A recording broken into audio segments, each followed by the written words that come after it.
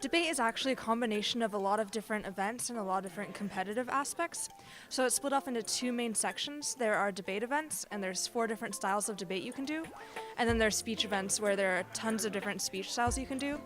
The debate events are typically what you think of when you hear debate, where it's going to be 2 people arguing about a topic and then debating about the implications of something.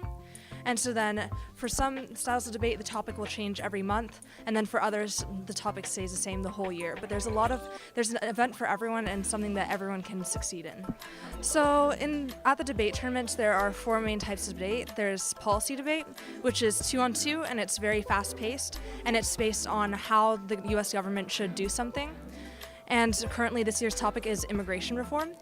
And then there's Lincoln Douglas debate, which is more debating about the morals of why we should do something, and it's 1-on-1. And then there's public forum debate, which is also 2-on-2. It's slower paced, and it's based more around current events because the topic switches every single month. And then there's congressional debate, which is like a sort of role play of Congress, where you debate on passing bills and you give speeches about bills. Then there are also speech events, which are the entirely separate category, where you can either do some sort of acting event, or you can give an informative speech, a persuasive speech, and there are also other more unique events.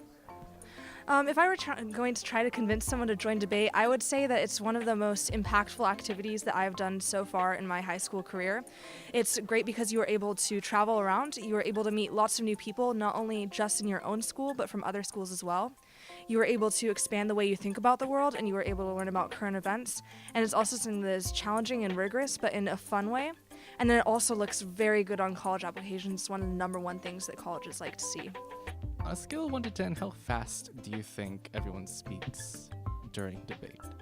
It really depends on the event. So for instance, in policy debate, the style of debate that I do, in order to get out the most arguments possible, then you're talking as fast as possible so that you can sort of try to get out as much evidence as you can in the short amount of time.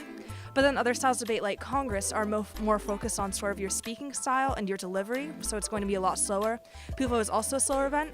And then Lincoln Douglas is kind of in between, depending on your judge and who you are as a speaker. You're either talking slow or fast.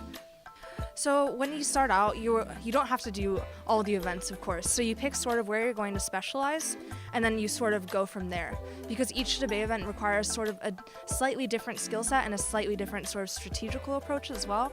But when you go into a debate round, you're essentially judged on your ability to respond to arguments and be able to use your own analysis in tandem with sort of current events and evidence in order to put forth a good argument.